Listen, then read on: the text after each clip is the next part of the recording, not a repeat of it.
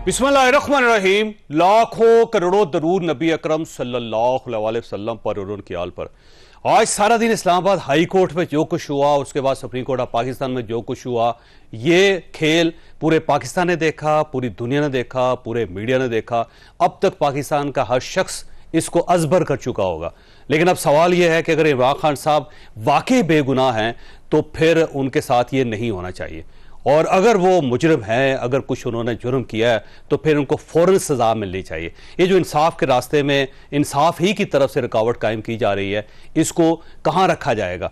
और फिर पाकिस्तान क्या इस पोलराइजेशन को मजीद अफोर्ड कर सकता है? क्योंकि आप देखिए, जब से ये केसेस चल रहे हैं, कल से जब ये सिलसिला शुरू हुआ तो उसके बाद डॉलर तेजी से बुलंद होता चला जा रहा है। अब तो मार्केट के अंदर डॉलर मौजूद ही नहीं। फिर स्टॉक एक्सचेंज का आप उसकी सूरत हाल देख लीजिए, किस तरह वो क्रैश करती हुई नजर आ रही है। फिर जो स्टेबिलिटी थोड़ी सी कायम हुई थी वो अब दोबारा मुतजलजल सी होती हुई नजर आ रही है। निगरान हुकूमत को समझ नहीं आ रही कि उसने अदलिया से डील करनी है, या फिर उन्होंने इमरान खान साहब से डील करनी है, या फिर उन्होंने इलेक्शन करवाने हैं या इलेक्शन नहीं करवाने। इलेक्शन कमीशन की तरफ से जो सूरत हाल वो आपके सामने है। सदर साहब की पूरी कोशिश है कि वो इसी महीने के अंदर इलेक्शन की तारीख का ऐलान भी कर दें। अब ये सारी जो सिनेरियो है, ये सारी जो कोशिशें, अल्टीमेटली इसका नतीजा क्या निकलेगा? हमारे साथ जो पैनलिस्ट हैं ये इस बात पे बात करेंगे। आज हमारे साथ तशरीफ रखते हैं शौकत प्राजा साहब, अतर काजमी साहब, आमर इलियास राणा साहब। वैसे ये फरमाइए सर, ये ऐसा नहीं महसूस होता कि सिर्फ एक ही शख्स है जिसके गिर्द सारी स्टेट इसको घूम रही है? इस एक ही शख्स पे मेहनत भी तो स्टेट ने बड़ी की है ना। इस एक ही शख्स के लिए जनाब वो लाहौर सजाया गया था 2011 में अक्टूबर को। इस एक शख्स के लिए 2 नैरेटिव चलाए गए। इस एक शख्स को सादिक और अमीन जो है वो डिक्लेयर किया गया बाकायदा मुल्क की सबसे बड़ी अदालत से। ये सिर्फ एक ट्रैक नहीं था, दूसरा पैरेलल ट्रैक था कि आप तो सादिक और अमीन हैं और बाकी सारे ही करप्ट हैं। कोई 10% है, कोई 15% है, कोई 20% है। लेकिन जब ये सारा कुछ चलाया गया, उसमें चीन के सदर का दौरा भी मुलतवी हुआ, उसमें धरने भी करवाए गए। एक पूरी एफर्ट थी सबकी, सब मीन सब, जिसमें वो डैम वाले भी मिले हुए थे, सारे मिले हुए थे। तो जब हम कहते हैं कि आप रादर कह रहे हैं कि एक ही शख्स के अराउंड, तो आपने बुत खुद बनाया ना, एक ही बनाया, बाकियों को तो तोड़ा आपने वो एलिगेशन लगाए। जब वक्त आया तो आप एक एलिगेशन भी प्रूव ना कर सके। आपने कहा फलां जगह खाया गया, फलां जगह खाया गया, बताया ना किधर खाया गया? 3.5 साल तो आपके पास थे ना। आपने हर वो शदाद अकबर साहब हर सरकारी अफसर को बुलाकर कहते थे बताओ किधर करप्शन हुई है। ठीक है। और जो बेड़ा गर्क हुआ मुल्क का, मुझे I am not a politician, मुझे किसी से कोई गर्ज नहीं।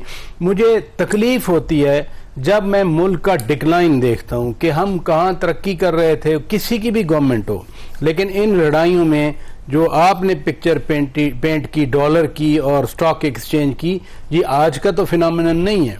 जब यहाँ सुप्रीम कोर्ट के सामने 2017 को और सारा दिन पहले सुप्रीम कोर्ट के अंदर वाली बातें टिकर हम चलाते थे, फिर बाहर आकर एक ने प्रेस कॉन्फ्रेंस की, फिर एक और टोले ने प्रेस कॉन्फ्रेंस की, फिर शाम में हमारे टॉक शोज शुरू हो गए। तो जो दुकान हमने बंद की 10 साल, हम कहते हैं कि नहीं दुकान तो बंद है, कारोबार तो बंद है, लेकिन हमारे यहाँ आसूदगी भी हो, खुशहाली भी हो, सब कुछ हो। ऐसे मुल्क नहीं चला करते। हम उस वक्त भी कहते थे कि जिनका जो काम है वो अपना काम करे, लेकिन ये तरक्की के अमल को मत रोका जाए। और अभी महीना 1.5 महीना पहले मैं आपके प्रोग्राम में आकर कह गया था कि जो शहबाज शरीफ साहब ने एक टेम्पो बनाया था, अभी ट्रैक पे तो नहीं आया ना, वो जो डाउन स्लाइड थी वहां रोका, एक टेम्पो बनाया गया था। मेरी तो बड़ी ख्वाहिश थी वो टेम्पो आगे चलता रहता। 10 दिन भी वो टेम्पो रुक नहीं सका। 10 दिन खत्म हो गया ना, वो उसके बाद हर चीज डिक्लाइन की तरफ जा रही है। अगर काजमी साहब ये फरमाइए, चीफ जस्टिस ऑफ पाकिस्तान को इतनी जल्दी क्यों है जी? ऐसे क्यों ऐसा लगता है जैसे वो उनकी पूरी कोशिश है कि जो कुछ उन्होंने करना है इमरान खान साहब के लिए, पीटीआई के लिए, वो रिटायरमेंट से पहले कर जाएं बस?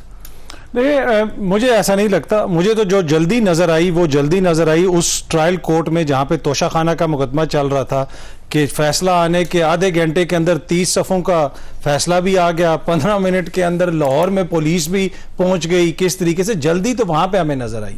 दूसरी बात यह कि जिस तरह अभी प्राचा साहब फरमा रहे थे, बहुत सारी जो बातें इन्होंने तल्ख हकीकत बताई पाकिस्तान की हिस्ट्री की, कि इकॉनमी मुतासिर हुई, सियासत से बहुत सारी चीजें मुतासिर हुई, लेकिन अगर हमने अपने हाथों से कोई सनम तराशे थे तो नए तराश में, अगर एक टाइम लगता है ना, अगर एक नहीं, अगर एक सिस्टम एक बंदे का सहूलतकार था तो इस वक्त तो पूरा सिस्टम एक बंदे के खिलाफ है और बहुत सारे लोग हैं उसके मुखालिफ पूरा में। सिस्टम नहीं, देखें अदलिया की तरफ से सुप्रीम कोर्ट ऑफ पाकिस्तान देख लें, उन्होंने बाकायदा कल डायरेक्शन दी इस्लामाबाद हाई कोर्ट को कि आपने फैसला करना है और अगर आप फैसला नहीं करेंगे तो 2 बजे हम दोबारा बुलाएंगे और फैसला कर देंगे। ये जो चेयरमैन तहरीक इंसाफ को सजा हुई है और उनको जेल भेजा गया, ये यूटिलिटी स्टोर में फैसला हुआ है या किसी अदालत में हुआ है?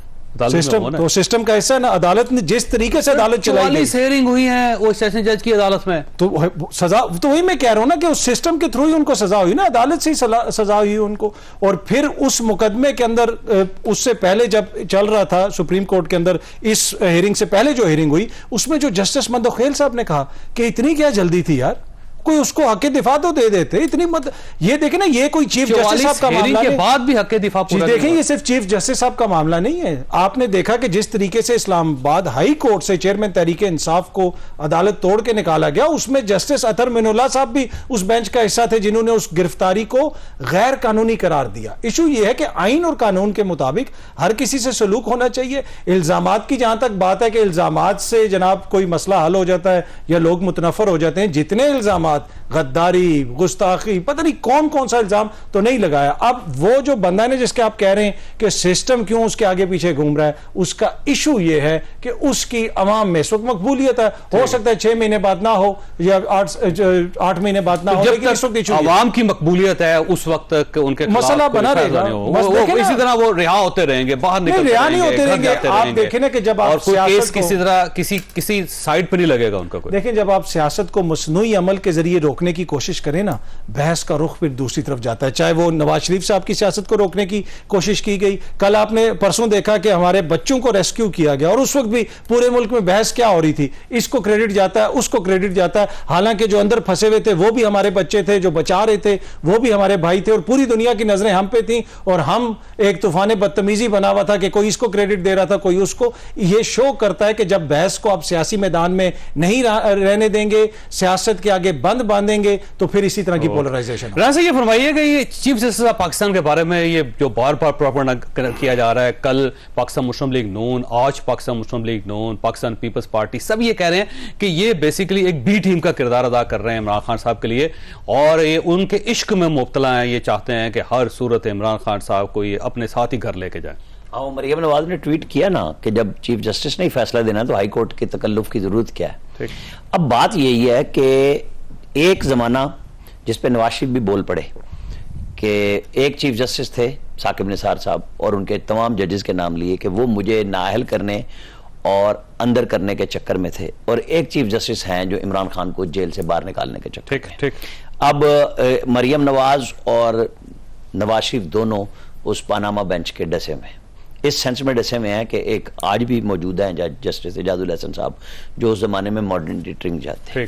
ये जिनको हेस्ट नजर आती है, चाहे वो मंदुखेल साहब हों या वो पीटीआई के लोग हों, क्या नवाज शरीफ के केस में मॉनिटरिंग जज रेगुलरली पूछते नहीं थे बुला के? सही बात कि आओ पूछाओ। और ये काम इस्लामाबाद हाई कोर्ट को अंडरमाइन करने वाला था कि भाई आप हाई कोर्ट को ऑर्डर करें, वो जज उनका है। ये जो अब नया सिलसिला शुरू हुआ है कि सुप्रीम कोर्ट डायरेक्ट करेगी, चाहे वो सेशन जज हो या उस पर तबसरा करेंगे, तो फिर निज़ाम इंसाफ को ले आए अपने पास, ताकि अभी सिर्फ 55-54 हज़ार केसेस आपके पास हैं, तो जो कई लाख केसेस पड़े हुए हैं वो भी आप लगा लें, क्योंकि छुट्टियां भी आपको करनी है, मराद भी आपको चाहिए हैं, और हर जगह पे सरकारी तौर पे बड़े बड़े जजेस बेंच लगा लेते हैं और शादियों में पहुंच जाते हैं वहां पे जब उनके किसी अजीज की होती है, क्योंकि नजर तो यही आ रहा है। मतलब GOR लाहौर में भी एक रखा हुआ है कि जो शादियां वादियां भी कर लेते हैं वो गेस्ट हाउस के तौर पे, लेकिन वहां शादियां हो। ये कितनी गलत बात है कि मरात याफ्ता तबके के लिए मजीद मरात हो। मैं सिर्फ जजेस की नहीं बात कर रहा, उसमें तमाम सिविल सर्वेंट्स आ जाते हैं, उसमें फौजी अफसर आ जाते हैं कि सब ने अपनी अपनी एक अलग जन्नत बनाई हुई है और वहां आम जनता का दाखिला बंद है कि ये मेरा क्लब है, ये तेरा क्लब है। तो उसके अंदर जब आप बात करते हैं और फिर अचानक आता है आम आदमी पिस के रह गया। भाई ये बात कर कौन रहा है? आम आदमी की तो ऐसी तैसी आप सबने मिलकर फेरी है। किसने कहा है कि मेरे ये प्रिविलेजेस आप वापस कर दें? कोई एक इदारा, कोई एक फर्द ये मिसाल दे, यानी उस सादिक संजरानी से ईद वाले दिन जो तनख्वाह में 2.5 लाख रुपए का इजाफा हुआ, 1.5 लाख रुपए का, क्वेटा में साइन करवाए कि इतना भी डिले नहीं करना, कि हालांकि वो मिलेगी तो 1 अगस्त को, लेकिन नहीं, हमें जून की इस फलानी तारीख को जिस दिन ईद आ रही है उसके घर से साइन हुए। ये किन्होंने करवाया वैसे? मतलब ये जिनकी तनख्वाहें बढ़ रही हैं, मेरे और आपके कहने पे वो तो ऑडिट नहीं कराते।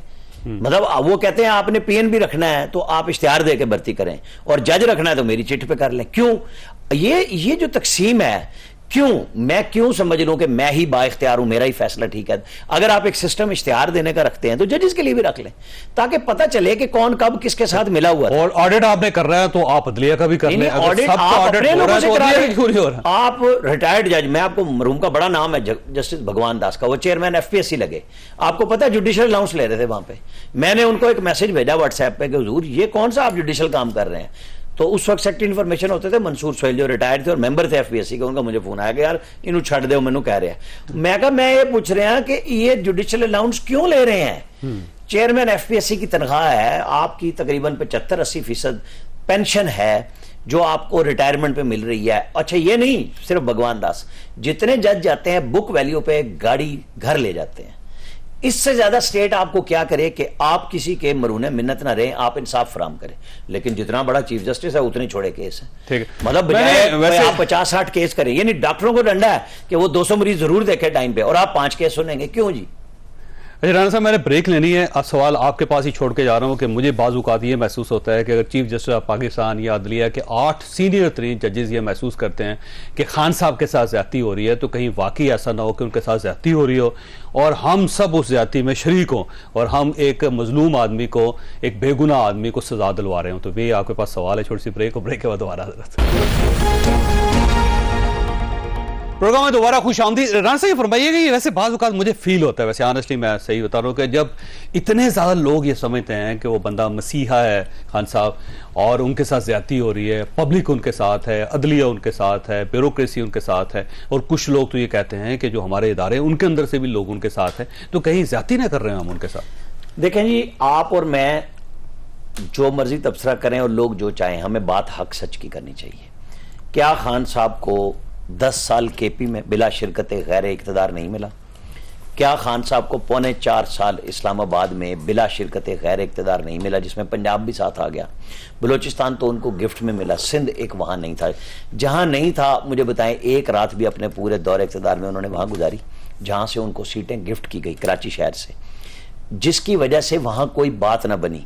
खान साहब बहुत लकी आदमी थे, उनके साथ इक़्तिदार के बाद भी बड़ी मोहब्बत प्यार हुई कि जजेस इंतजार करते थे कि सर आप तशरीफ लाएं और आपको जमानतें दी जाएं, आप 2 घंटे बार गुड टू सी का। तो ये मतलब ये जो है ना, मैं किसी शख्स के खिलाफ नहीं हूं, मतलब मेरी बड़ी उम्मीद थी, मैं आप हामी हो या नुकसान हो, कि जब वो आए थे तो जिस तरह नौजवान नस्ल उनके साथ थी, उनके साथ इदारे साथ थे कि वो डिलीवर करते। उन्होंने बुज़दार ढूंढा, उन्होंने महमूद ढूंढा, सही बात, और वो ऐसे ऐसे शाहकार लेके आए। और महमूद साहब जो है ना लिफ्ट नहीं सही करवा सके खैबर पख्तूनख्वा में, वहां पे बच्चे लटक जाते। खान साहब को बताते थे लोग, तो थोड़ी दिनों बाद पता चल गया कि इनकी मीटिंग्स में 30 मिनट की जो मीटिंग है 25 मिनट खान साहब ने बोलना है। 5 मिनट में काम की बात में वो अफसर आपस में तय कर लेते थे कि किस किसने बोलना और किसी एक की जरूर इंसल्ट होगी, तो वो तय करके मीटिंग में जाते थे कि भाई ठीक है, क्योंकि इन्होंने फैसला तो करना कोई नहीं है। आपको याद होगा कि ऑक्सफोर्ड से जो पढ़ के हमारे साबिक वजीर आजम आए थे, आजकल अटक जेल में हैं, अल्लाह उनके लिए आसानियां पैदा करे, वो कहते थे कि मैंने सियाहत के, यानी जब लोग डिंगी में मर रहे होते थे तो और वो सियाहत पे गुम हुए होते थे केपी के शुमाली इलाकों में, तो वो कहते थे मैं नए मकामात देखने गया हूं। हमने और आपने 2 दिन पहले मकाम देखा, एक दरियाए दीर था शायद, और उसके ऊपर वो बच्चे लटके हुए थे। इन्होंने 10 साल में केपी के 10 गुना कर्जे लिए। वो गए कहां पे? इनके एक कजन जो बरकी साहब अमेरिका में बैठ के सारे अस्पताल ठीक कर रहे थे, चाहे यूब टीचिंग हो या लेडी रीडिंग हो, वहां पानी आ जाता था, ठीक नहीं होता था सिस्टम जहां भी बारिश आई। आप और हम जब डिस्कस करें कि खान साहब को, चूंकि आपका सवाल बुनियादी है, कुदरत ने मौका इनको बहुत बड़ा दिया बिल्कुल सही कि बात। अगर ये कुछ डिलीवर करना चाहते हैं, और एक पेज मुसलसल 3.5 साल मिला 3.5 साल। पाकिस्तान में, किसी को इतना लंबा अरसा एक पेज हमें नहीं मिला। सबको चुप कराया जाता था। वैसे ये फरमाइए सर, ये तोशा खाना, अब देखें ना, अगर मेरिट पे बात करें तोशा खाने की, अब सवाल ये है कि घड़ियां तो गई थी, हार भी गए थे, और वो बिके भी थे, और उनकी रसीदें भी जाली बनी थी, और उसके बाद उसकी ऑडियो टेप्स भी हैं। इमरान खान साहब को मौका दिया गया बार बार कि आप साबित करें कि आप इसमें बेगुनाह है, वो साबित नहीं कर सके।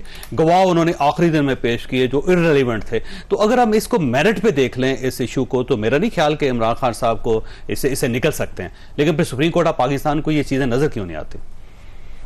किस मेरिट की बात कर रहे हैं? अभी आप जल्दबाजी की बात कर रहे थे, तो खुद चीफ जस्टिस ऑफ पाकिस्तान ने कहा कि मैं उस केस का फैसला ना कर सका तो मुझे बहुत शर्मिंदगी होगी, क्योंकि मेरे थोड़े दिन रह गए हैं। तो कोई ढकी छुपी बात ही नहीं है, क्लियर बातों में बात हो रही है, क्लियर अल्फाज में। और ये भी आपके सामने क्लियर, आप थोड़ी सी ज्यादती करते हैं जजों के साथ कि जी वो पता नहीं क्या कर रहे हैं। वो भाई कहीं सास का प्रेशर है, कहीं दामाद का प्रेशर है, उन प्रेशर को भी तो उन्होंने रिस्पॉन्ड करना है। तीसरी बात यह है कि जो मैं पहले गुजारिश कर रहा था ना कि एक बुत बनाया गया ना, उस बुत को अभी छोड़ा किसने है? अभी 2 महीने पहले काज़मी साहब ने भी सुना, राना साहब ने भी सुना, आपने भी सुना होगा यकीनन कि 15 अफसरों के खिलाफ एक्शन किया गया है, ठीक, एहतसाब किया गया है, वर्ड अकाउंटेबिलिटी यूज ठीक, किया ठीक, गया है। ठीक। वो किस लिए यूज किया गया? वो इसी फिनोमिनन के लिए यूज किया गया ना। असल में आप 9 मई और 10 मई के रेफरेंस से बात कर रहे हैं, और वो बात कर रहे हैं जो आर्म्ड फोर्सेस के लोग थे। तब मोहब्बत तो खान साहब की मोहब्बत में किया गया ना सारा कुछ, कि जी आपने उनको पकड़ा क्यों है? फरियाल तालपुर को भी रात को उठा के ले गए थे, ईद वाली रात थी, को भाग रही थी वो। उस वक्त तो किसी की मोहब्बत नहीं जा रही मरियम नवाज का रात को दरवाजा तोड़ सही दिया। या गलत, मैं मेरिट पे जा ही नहीं रहा कि गलत उठाया मैं कहूँ या सही उठाया, मैं उस पे नहीं बात कर रहा। मरियम नवाज सो रही हैं जनाब, आप जाके दरवाजे तोड़ रहे हैं। ये जो मैं बात कर रहा हूँ ना कि बाकी लोगों के साथ एक हकारत थी, नफरत थी। राना साहब कह गए कि उधर बुज़दार साहब को बिठाया, इधर महमूद खान को बिठाया, इनसे कोई फर्क नहीं पड़ता। अपनी सोच थी, एक तकब्बर था, एक हकारत थी सबके लिए कि मैं तो हाथ ही नहीं मिलाऊंगा क्योंकि ये करप्ट हैं। किसी ने खड़े होके कहा कि मिसा के मईशत कर लेते हैं by virtue of his office, not by virtue of his person. Leader of the opposition जो है बाय वर्च्यू ऑफ ऑफिस है कि नहीं जी वो तो करप्ट है, मैं हाथ नहीं मिलाता। वो एक बड़ी मीटिंग, सिक्योरिटी, इंडिया ने अटैक किया हुआ है, सिक्योरिटी की मीटिंग हो रही है, वो कहता है मैं तो नहीं बैठता इनके साथ। क्यों नहीं बैठते आप? तो फिर आप अपने घर बैठे। वो एक सीएम साहब थे उनके अपने ही, उन्होंने कहा जी कि वो अपोजिशन को तो छोड़े, खान साहब ने हमारे साथ कभी हाथ नहीं मिलाया, तो हमारे साथ मिलाएंगे तो किसी और के साथ इसलिए मिलाएंगे। देखे ना, फिर हमेशा कहा कि जी वो तो मुझे टीवी से पता चला कि रुपये डी वैल्यू हो गए। अच्छा, मुझे तो फलां ने बताया कि वो ये मामला हो गया, मुझे तो पता ही नहीं था। वो मतीउल्लाह जान को उठा के ले गए, कहते हैं मुझे तो बाद में पता चला कि ये क्या हो गया है। तो अगर आप इतने कंसर्न्ड हैं, इतने आप अफेयर्स ऑफ द स्टेट को इतना मॉनिटर कर रहे हैं और इतने आप उनके साथ इन टच हैं, तो फिर आपकी मर्जी, फिर आप सादिक भी हैं, फिर आप अमीन भी हैं, फिर आप सब कुछ हैं। तो बुनियादी चीज जो आप कह रहे हैं कि ज्यादती की जा रही है, यानी 3.5 साल मुल्क को ऐसे नोज डाउन करके अब अगर कोई कहे कि ज्यादती की जा रही है, सिर्फ 10% कर्जा नहीं जो राना साहब ने बात की, खुद इनके फाइनेंस मिनिस्टर ने कहा कि तारीख में जितना कर्जा लिया गया है उसका 76% हमने लिया है, 80 नहीं लिया। वो तरदीद कर रहे थे, कहा 80 नहीं लिया हमने, 76%। आपने 24% कर्जा वापस करने के लिए 76% लिया। खर्च कहाँ किया? आपने मोटरवेज बनाए, आपने एयरपोर्ट्स बनाए, आपने क्या बनाया ऐसा नया? क्या आपकी एक लेगेसी है जिसको मैं कहूं कि यहां पैसे खर्च किए गए, सवाए इसके कि जी उन्होंने लूटा था हम रीपे कर, वो भी तो रीपे कर रहे हैं जो आपने 76% लिया। मुझे सबसे वैसे वो मियां शबाशी साहब ने जो 16 महीनों में कर्जा ले लिया सर, वो सारी चीजें पीट कर गए। अब ना वैसे बड़ा, अब इमरान खान साहब वैसे एक्सप्रेस की स्टोरी है कि जितना खान साहब ने 3.5 साल में कर्जा लिया, उतना शहबाज शरीफ और पीपल्स पार्टी की हुकूमत ने 16 महीनों में उससे ज्यादा लिया, जारी नहीं ना 18 खरब। सर इस निगरान हुकूमत को 6 महीनों में उससे ज्यादा कर्जा लेना पड़ जाएगा, हालात इस टाइप के। वैसे काज़ी सही है, फरमाइएगा। अब अदलिया जो है ना, अब देखिए सुप्रीम कोर्ट ऑफ पाकिस्तान भी अदलिया, इस्लामाबाद हाई कोर्ट भी अदली है, और वो जज जिसने इमरान खान साहब का तोशा खाने के केस में फैसला किया था, हुमायूं दिलावर, वो भी अदलिया है। तो अब अजीब बात है कि आप हमेशा जो लोअर जुडिशरी उसको कहते हैं कि जल्दी फैसले किया करें, और इस शख्स ने तकरीबन 1.25 साल लगाने के बाद 44 हेयरिंग के बाद फैसला कर दिया, तो अब आपने उससे कहा कि आपने इतनी जल्दी फैसला क्यों किया? यानी ये ऐसा लगता है जैसे क्लैरिटी नहीं है अदलिया के अंदर। या तो फैसला कर लें कि जो लोअर जुडिशरी है उससे कितने महीनों में फैसला करना है, और सियासी जो होंगे केसेस उनका फैसला कब तक करना है उन्होंने, और अगर ये नहीं है तो फिर यही फैसला कर लें कि ठीक है जी आप लटकाई जाए चीजों को। देखिए, एक तो छोटा सा जो पॉइंट आपने कहा कि जितनी उनको सपोर्ट हासिल थी और 1 पेज था 3.5 साल, मोहतरम ख्वाजा आसिफ साहब ने हमारे ही मीडिया पे बैठ के कहा कि 6 महीने के बाद हमें कहा था कि इसको हमने फारिग करना है, पंजाब पहले ले लें, वफाक बाद में ले लीजिएगा। तो वो कौन सा पेज था? वो तो तरदीद हो चुकी है उनकी बहुत सारी जगहों पर। उन्होंने कहा नहीं, उन्होंने टीवी पे बैठ के ये कहा जी खाली उनका जरा अपनी राय है फिर ठीक है, उन्होंने टीवी पे बैठ के ये फरमाया था। पर एनीवे, दूसरी बात जो आपने कहा कि फैसला जल्दी क्यों कर ले, देखिए वो जो जिस तरीके से वहां पे कहा गया कि हक दिफा में अपने कोई गवाह पेश करना चाहता हूं, जो भी मौजूद शुरू से कहते रहे उनको, वो गवाहों की फहरिस्त दे देते। जब इलेक्शन कमीशन दिए हुए गवाहों के फहरिस्त तो आप भी दे दें। नहीं, पर आप क्यों इंतजार करते रहे कि आखिरी दिन होगा तो हम कहेंगे जी हमारे गवाह? वो जिस तेजी से वो मुकदमा चलाया गया उसके हवाले से 44 भाई उसकी हेयरिंग हुई है जिसमें खान साहब सिर्फ 2 में आए हैं। नहीं, पर आप समझते हैं कि 12 बजे फैसला महफूज और 12:30 बजे 30 सफ़े लिख के जज साहब ने दे दिए। वो सर ये पाकिस्तान में हमेशा इसी तरह होता है, हर फैसला महफूज होता है और उसके बाद वो रिलीज होता है। कौन सा फैसला ऐसा? नहीं, पर इतनी जल्दी इतना बड़ा फैसला, जितनी जल्दी पुलिस वहां पे की, देखिए मैं कहने का मकसद ये कि एक पैटर्न नजर आता है कि जहां पे ये शायबा पड़ता है कि हो सकता है कि इंसाफ के तकाजों को पूरा ना किया गया। अब ये बड़ा इंपॉर्टेंट है, कोई भी शख्स होता है जो मुलजिम होता है ना, वो अदालत का फेवरेट चाइल्ड उसको लॉ की जुबान में कहते हैं, उसको ज्यादा से ज्यादा मौका दिया जाता है। माजी के अंदर जो यहां पे नवाज शरीफ साहब के साथ हुआ, जो मुझे खुशी होगी आज कादमी साहब बैठ के ये कह दें कि 2017 में भी बड़ी ज्यादती हुई, ये मैं इंसाफ का कत्ल किया गया। प्राचा साहब मेरे सामने, प्राचा साहब मेरे बड़े भाई हैं, अभी मैं वहां पे पहुंचा ही था तो उन्होंने मेरा जहन पढ़ लिया, उन्होंने कहा ये क्रेडिट मैं इसको नहीं दूंगा, मैं क्या के खिलवाऊंगा। सर मैं अभी उधर जा रहा था, क्रेडिट मैं उधर जा, जो क्रेडिट है इन सर उस वक्त भी 2 जजेस है जिनके बारे में हमेशा पाकिस्तान मुस्लिम लीग कहती थी खुदा रास्ता खुदारा इनको तब्दील कर दे, हमें किसी और अदालत में यही फैसला करेंगे। अच्छा, ये मेरा कंसिस्टेंट मौकिफ है। जो एक और इदारे में 7 बजे रिपोर्ट कार्ड में जब बैठता था उस वक्त भी मैं ये कहता था जिस मसनूई तरीके से आपने नवाज शरीफ साहब की सियासत को खत्म करने की कोशिश की वो कभी भी खत्म नहीं हो सकती। सियासतदानों की सियासत अवाम खत्म करते हैं जब वो डिलीवर नहीं कर सकते। जो आपने मुकदमा चलाया नवाज शरीफ साहब के खिलाफ, इतने बड़े बड़े बक्से आ रहे हैं, उसके ऊपर लिखा हुआ है एविडेंस और जनाब ये है तो वॉल्यूम वो है।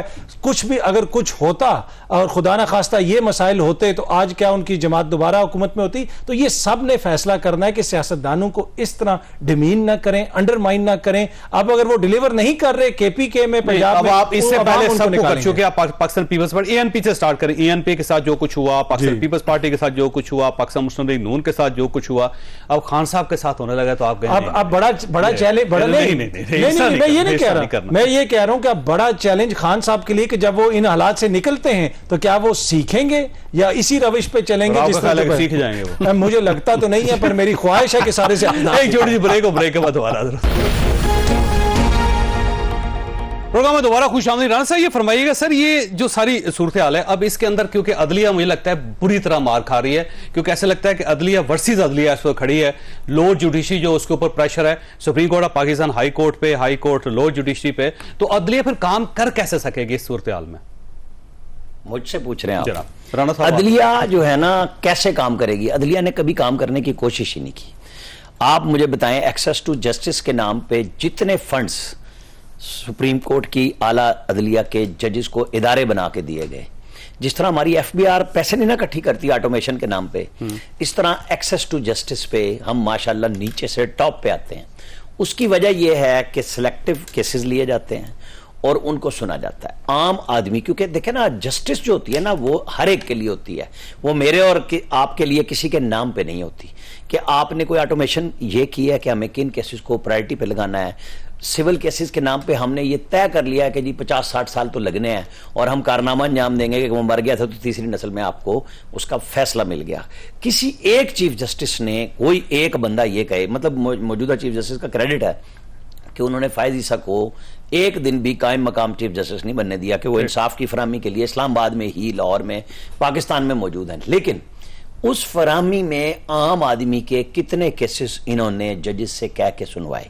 वो अपने ब्रदर जजेस का मुंह पे सामने बैठ के जब वो कहते हैं कि हुजूर फैसला कीजिए कि पहले कौन से प्रोसीजर के तहत बेंच बनेंगे, हम तब बैठेंगे। अतर मिन्नल्ला ने फिर भी कह दिया, सीनियर मोस्ट जज 4 महीने से साइड पे बैठे हैं कि आप एक केस का भाई आपने 8 रुकनी बेंच बनाया ना, किसी ने रोका है? आप फैसला कर देंगे। एक आपने कानून कल अदम करार दे दिया, दूसरा भी करार दे दे, मतलब कोई इशू तो नहीं है, लेकिन आप तय नहीं कर रहे कि उसके गले में घंटी बांधेगा कौन, कि ये जजेज हैं ये आने वाले संभाल लेंगे।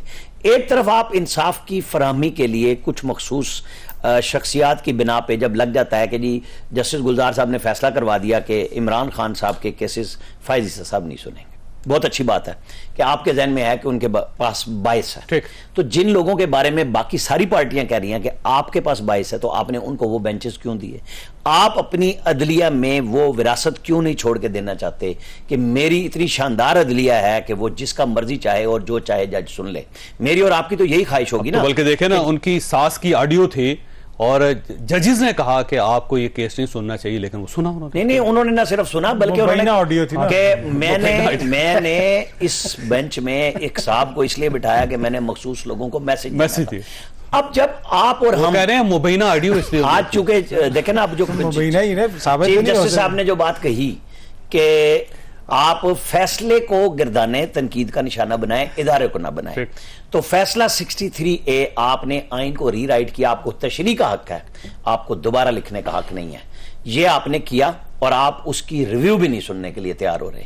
रिव्यू आपने ही करना है, किसी और ने तो करना नहीं है। हम और आप अगर सिर्फ अदलिया को डिस्कस करें और लोगों पे जाएं तो ये तौहीन अदालत में तो शायद कोई बात आ जाए, जबकि हमारी कोई ये नहीं है। हम नेक नियति के साथ जो सुप्रीम कोर्ट ने हमें इख्तियार दिया कि फैसलों पे बात करो। देखिए जस्टिस उमर अताब बंदियाल साहब की एक चीज की हमें तारीफ करनी चाहिए कि उन्होंने अपने टेन्योर में तौहीन अदालत का केस किसी के ऊपर नहीं लगाया, यानी उनके ऊपर क्या क्या तनकीद नहीं हुई, लेकिन बंदे ने दिल बढ़ाया उनका। नहीं, लेकिन हम तो ये कहते हैं कि आपको करना चाहिए वो इख्तियार इस्तेमाल जहां अदलिया की किरदार पे बतौर इदारा कोई तनकीद करता है, आपको बुला लेना चाहिए। उसमें मैं हूं और आप हूं, कोई भी हो। लेकिन हम जब ये कहते हैं कि आप नीचे से टॉप पे आते हैं, तो आपको भी तो गुस्सा आना चाहिए ना इस बात पे कि भाई हमें कुछ तो करके जाना चाहिए। आप छुट्टी की छुट्टी गुजार रहे हैं, लेकिन मखसूस बेंच आप सुना रहे हैं, मखसूस केस सुन रहे हैं। आज आप और हम जो डिस्कशन पे जा रहे हैं, पूरा पाकिस्तान जा रहा है, क्यों जा रहा है? क्योंकि लोगों को पता चल गया कि इंसाफ ना नीचे मिलना है। इस सेंस में मखसूस तकड़ा वकील होगा, तकड़ा केस फर बेंच में लग जाएगा। 184(3) में ही, क्योंकि सारे केसेस सुप्रीम कोर्ट में लग रहे हैं। आपके पास जो रूटीन में हाई कोर्ट से फैसले आ रहे हैं, आज खान साहब का जो केस है, मतलब आप और हम जो डिस्कस करते हैं सुप्रीम कोर्ट में, आप क्यों डिस्कस कर रहे हैं उसे? आपके पास वो अपील की सूरत में ही आना चाहिए। बिल्कुल। आपने भुट्टो साहब का देखिए ना, हाई कोर्ट ने फैसला नहीं किया और सुप्रीम कोर्ट ने पहले टेक अप फैसला क्या सुना दिया है। मुझे बताएं भुट्टो साहब के रेफरेंस पे फैसला क्यों नहीं कर रहे जो सदर साहब ने भेजा? सदर आसिफ अली जरदारी हो या कोई हो, वो सदर पाकिस्तान है। जब वो काजी फैज ईसा का भेजते हैं, आप धड़ाधड़ लेके बैठ जाते हैं सारे सुना के। मतलब यहां पे भी मर्जी आ गई, सिलेक्टिव होगी।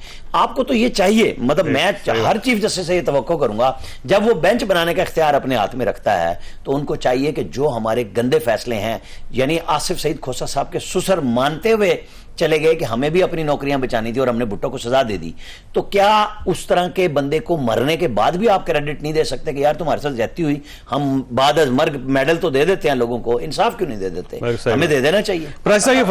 एक छोटा सा जो ऑडियो की बात हो रही है, मैंने मुबैना ऑडियो इसलिए कहा कि क्या मीडिया में आज तक किसी ने चीफ जस्टिस साहब की सास की आवाज सुनी भी? हमें क्या बताओ किसकी ऑडियो? या तो होना क्या होने देना, वही ना, तो वही होने नहीं देंगे आप, तो फिर ये उसी तरह राना साहब ने मेरे ख्याल में ये खबर रोक ली थी। ये उसी तरह की खबर है जिस तरह यहां पे मीडिया ने चलाई कि सदर मुमलिकत ने दोनों बिलों के ऊपर दस्तखत कर दिए, चैनल्स चला रहे हैं, अखबारात लिख रही हैं, और बाद में पता चला कि दस्तखत तो हुआ ही नहीं है। तो किधर से खबर आ गई और ये किधर से पता चल गया कि ये ऑडियो उनकी सास की है? हमें तो नहीं पता कि उनकी सास कौन है। तो फोरेंसिक होगा तो हो गया, तो वही ना, ये होने दिया जा रहा है। एज ए ट्रुथ नहीं पेश कर सकते कि ये उनकी सास है। ये एक मुबैना इल्जाम है, उसकी तहकीकात होना एक अलग बहस है। ठीक है, मैंने ब्रेक लेनी है। शोको प्राइस साहब, आपके पास सवाल छोड़ के जा रहा हूं कि चीफ जस्टिस ऑफ पाकिस्तान जो है, तारीख उन्हें किस नाम से याद करेगी? क्योंकि कंट्रोवर्सी बहुत ज्यादा बढ़ गई, इतनी ज्यादा बढ़ गई है कि मेरा नहीं ख्याल कि कुछ चीफ जस्टिस उनके उसके साथ इस तरह हुआ हो पाकिस्तान के अंदर। छोटी ब्रेक के बाद दोबारा जरूर। प्रोग्राम में दोबारा खुश आमदीद। प्राइस साहब ये फरमाइए सर, ये तारीख किस नाम से इनको याद रखेगी, क्योंकि इतनी ज्यादा कंट्रोवर्सी किसी चीफ जस्टिस पे और रिटायरमेंट के करीब पहुंच के ऐसा लगता है कि जैसे इनकी तो फेयरवेल नहीं हो सकेगी। कादमी साहब ने कदगन लगा दी, वो नाराज हो रहे हैं मुबैना का लफ्ज़ इस्तेमाल करके। पहला रेफरेंस तो बन गया कि वो सास के दामाद हैं और सास का केस वो मैं नहीं कह रहा, वो पार्लियामेंट ऑडियो के अंदर भी है, उन्होंने कहा है कि मैंने कह दिया उमर अता। दूसरा जो मुझे दुख होता है कि एफ के बंदयाल के साहिबजादे, यानी पता नहीं आप तीनों में से कोई एफ के बंदयाल साहब को जानता है या नहीं। मैं वैसे थोड़ा सा जानता हूं, थोड़ा सा बड़े जबरदस्त किस्म के ये मेरे जो ऑनरेबल एग्जैक्टली जो उनकी लेगेसी है, काश वो ही रह जाती। जब ये चीफ जस्टिस बने थे, मुझे याद है मैंने शो भी किया था, फिर डस्का वाले इलेक्शन के बाद इन्होंने एक्शन लिया था, तो मैं सच्ची बात है मैं बड़ा खुश हुआ था, इसलिए नहीं कि इन्होंने एक्शन लिया है। मुझे एफ के बंदयाल मरूम याद आ रहे थे, कितने दड़ल्ले वाले, कितने मतलब है वो उनका माइंड था, उनकी विजन थी। दूसरी बात यह है कि अदलिया की आज़ादी की सब हम बात करते हैं और कहीं हम भी भागते दौड़ते रहे हैं। अदलिया की आज़ादी हर लेवल की होती है, ये नहीं है कि सुप्रीम कोर्ट ही आज़ाद है, हाई कोर्ट की कोई आज़ादी नहीं है, डिस्ट्रिक्ट कोर्ट की, फिर सबको ताला लगा दें, ठीक है, फिर सुप्रीम कोर्ट ऑफ पाकिस्तान को फिर ट्रायल कोर्ट बना, फिर supreme court of Pakistan trial court बने। अनफॉर्चुनेटली इस मुल्क में वो जो पनामा वाला था, उन्होंने सब कुछ अपने हाथ में रख लिया था और अब भी वही हो रहा है, अब भी एग्जैक्टली वही हो रहा है। जो जज हैं, जो करियर जज हैं, वो तो आ ही नहीं सकते, वो तो सुप्रीम कोर्ट में नहीं आते। हर पॉलिटिकल पार्टी अपनी मर्जी के वकील को जज बना के वो ले आते हैं। हर पॉलिटिकल पार्टी नहीं बना सकती, पीपल्स पार्टी ने बनाए थे, उनको निकाल बाहर फेंका गया था, आपको ये भी याद होना चाहिए। हर पॉलिटिकल पार्टी नहीं बना, एक खास मखसूस फिक्र के लोग जो है उनको जज बनाया जाता है, फिर उनसे मैं राजा साहब की बात काटूंगा। मखसूस किस्म के जो चैम्बर्स हैं, उनके शागिर्दों के शागिर्द जज बनते हैं। वही एक खास सोच है ना, वही एक बड़े बड़े नाम ले लें, उन्हीं के शागिर्द बैठे हैं, वही खास सोच है ना, जिस जो जज आते हैं चैम्बर का लिफाफा चलता है, फिर वो फैसले करते हैं, जो भी चलता हो। और तीसरी बात अहम है कि आपने कहा एक का मैं बात नहीं कर सकता, फिर मुझे 54 से आने दें।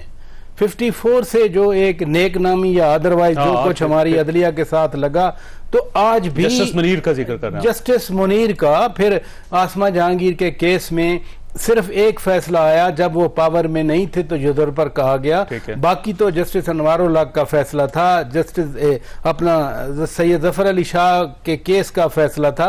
ये सारे फैसले फिर गिनते जाएं, फिर भुट्टो साहब का फैसला देखें, भुट्टो साहब का फैसला मेरा ख्याल है तारीख का एक स्यातरीन धब्बा है। और सुने 90s की बात कर रहा हूं, एतजाज एहसन 2 केस लड़े, एक केस लड़े कि जी असेंबली बहाल होनी चाहिए, वो हारे, खालिद अनवर साहब जीते। ठीक है। दूसरा केस लड़े कि असेंबली बहाल नहीं होनी चाहिए, वो हारे और खालिद अनवर साहब जीते। तो ये जब अभी भी एक बेंच बनता है, पता चल जाता है क्या फैसला आएगा।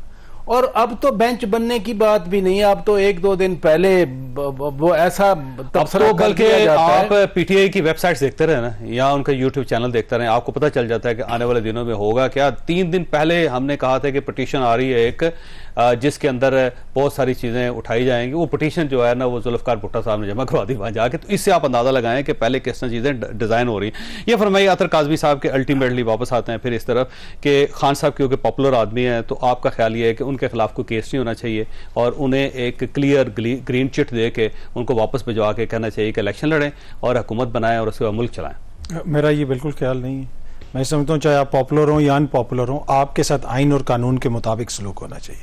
ये नहीं होना चाहिए कि एक तरफा ट्रैफिक शुरू हो जाए कि जनाब अगर आप अभी गुड बुक्स में नहीं हैं तो आपके खिलाफ हर किस्म की कार्रवाई हो रही हो, आपको इंसाफ के नाम के ऊपर आपके साथ जो कुछ किया जा रहा हो, चाहे वो किसी के साथ, मैं एक खान साहब की नहीं, मैं ओवरऑल बात कर रहा हूँ। तो मैं ये समझता हूँ कि सबके साथ आइन और कानून के मुताबिक सलूक होना चाहिए। लेकिन मैं ये जरूर समझता हूँ कि जब आप मसनूई तौर पे किसी की सियासत खत्म करने की कोशिश करते हैं तो उससे मुल्क और कौम का नुकसान होता है। और मैं तकरीबन 1.5-2 साल से एक ही बात कर रहा हूं। लेकिन सर मसला तोशा खाने का ना, आपको किसने कहा था खान साहब को कि आप घड़ियां बेचते हैं? क्योंकि अगर वो ना बेचते तो आज ये सूरत हाल ना होती। तोशाखाना की घड़ी बेचना कोई जुर्म नहीं मसनूई है। तरीके से तो ये सारा तोशाखाना की घड़ी बेचना कोई जुर्म नहीं है। तोशाखाना से सारे जो मोजिज दोस्त लेके गए हैं, शायद खाकान अब्बासी साहब, दीगर जो दोस्त हैं जिनके नाम ये भी ले जाते सर, ना बेचते नहीं, तो क्या उन्होंने सबने कोई प्रेस कॉन्फ्रेंस की है सामने घड़ियां, या जो जिन्होंने जो लेके गए है ना मार्केट में, तो सर बाकी सारे तो कौन हो सकता है उन्होंने बेची हो, नहीं, पर मिला नहीं किसी को जावेद साहब, सुराख, बाकी तो कौन ये भी सुराख छुपा लेते हैं। सर बाकी जो लीडरान है वो कौन सी 4-4 घड़ियां पहन के ऐसे फिर रहे होते हैं कि जी ये देखें हम तोशाखाने के हमारे पास है, किसी को क्या पता। पर वो बेचना जुर्म नहीं, जब तोहफा आपके पास आ गया वो आपका। उनको जो सजा हुई है वो डिक्लेरेशन का मसला है। कानून के अंदर लिख देना कि जी आप तोहफा बेच सकते हैं, तो इजी हो गया मसला। नहीं, ये तो कानून के अंदर कहीं नहीं लिखा। सर देखें, यहाँ पे पार्लियामेंट के अंदर खड़े होकर लोग ये कहते हैं कि आइन के अंदर है कि 90 रोज में इंतखाबात करवाओ, 90 रोज के बाद क्या है, 91 रोज को क्या होना है, उस बारे में आइन खामोश है। तो जब आइन खामोश है, जब कानून खामोश है, तो वो उन्होंने मना तो नहीं किया आपको। राणा साहब, ये क्योंकि पॉपुलर तो है खान साहब, शायद पॉपुलरिटी की वजह से अदलिया दबी हुई इनके सामने। मुझे ये बताएं कि जो आप दोनों अभी काजमी साहब और चौधरी साहब आप बात कर रहे हैं घड़ी पे बेची क्यों फलानी, असल सवाल ये नहीं है। सवाल ये है कि आपने तोहफे को अंडर वैल्यू किया। आपने जो, क्योंकि खान साहब ने, इनको पता था, इनके किसी वकील ने एक दिन भी मेरिट पे अपने दलाइल नहीं दिए। ये जो आप और हम 44 दफा कह रहे हैं और केस लगा और 2 दफा आए, 2 दफा में से 1 दफा तो वो थे जब वो अंडर कस्टडी थे, और 1 दफा जब वो आए वो बाहर रोड पे जब आंसू गैस के शेल चल रहे थे वहां से, और जज साहब भी डर के दुड़की लगा गए थे उसमें। ये दोनों दफा तब पेश हुए। ये नहीं है बात। इशू ये है कि जी इस मुल्क का सिस्टम इसीलिए तबाह हुआ है कि बड़े लोगों के साथ इंसाफ और नाइंसाफी उन्हीं के लिए रखी जाती है कि आपको कैसे बरी करना है और आपको कैसे फंसाना है। जब तक सिस्टम नहीं इवाल्व होगा, आप और हम सिर्फ बहस करते रहेंगे, क्योंकि यहां मरात बड़े लोगों के लिए बाकायदा डेवलप की गई हैं, और जब आप उनको डेवलप करते हैं तो वो उस बैसाखी पे चलते हैं। जिस दिन अदलिया ने कहा कि हम ये फालतू आपसे नहीं लेंगे, तो उस दिन वो सबको बुला के पूछ सकते हैं। जैसे तोशाखाना पे शहबाज शरीफ ने ये फैसला किया ना कि अब जो चीजें बेची जाएंगी वो बच्चियों की तालीम और हेल्थ पे लगेंगी, तो आप मरात खत्म इस तरह ना करें कि अगर कहीं पे आपको $3000 पर डे मिल रहे हैं किसी कंपनी के बोर्ड ऑफ गवर्नर्स की मीटिंग में बैठने के, तो वो पैसे उन कंपनी के पास जाए। नहीं, वो सारे पैसे कैलकुलेट करके उन्हें कहें कि अगर आपने बाहर नहीं जाना, आपने ऑडियो पे, अब तो कोरोना का कुछ फायदा तो होना चाहिए कि आप मत भेजें, और वो पैसे जमा कराएं, और जहां जरूरतमंद लोगों की, जहां ये चेयर लिफ्ट नहीं लगती, तो चेयर लिफ्ट ही बना दें, तो वही बना दें। मतलब कम से कम कोई ऐसा काम कर दें, आम आदमी की फलाह की तरफ हम सारे जाएं। फसद, आपने गुफ्तगू सुनी, फैसला आपने खुद करना है, लेकिन आखिरी अल्फाज दोबारा मैं फिर ये अर्ज करूंगा कि इंसाफ अगर करना है तो करें, नहीं करना तो फिर इंसाफ के सारे चैप्टर ही क्लोज कर दें। ये जो पाकिस्तान के अंदर इंसाफ के नाम पे जो पैसा ज़ाया किया जा रहा है, कम से कम उससे तो बच जाएंगे। अल्लाह ताला आप और आपके अहले खाना को किसी मुसीबत से महफूज रखे। अल्लाह हाफिज़।